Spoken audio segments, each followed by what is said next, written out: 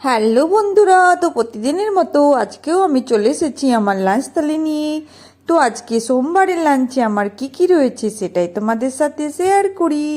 তো সোমবারের লাঞ্চে রয়েছে আমার গরম ভাতের সাথে কাগজি লেবু, করলা ভাজা, আর রয়েছে আলু সেদ্ধ, লঙ্কা ফোড়ন দিয়ে আলু সেদ্ধটা আমি খেয়েছি।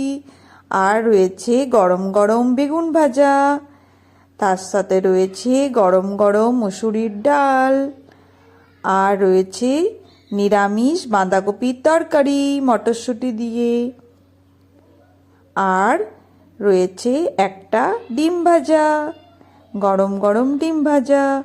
তো কেমন লাগলো আমার সোমবারের লাঞ্চ থালি? শুভ দুপুর বন্ধুরা, সবাই ভালো থেকো, সবারই দিন খুব ভালোভাবে কাটুক। Good bye.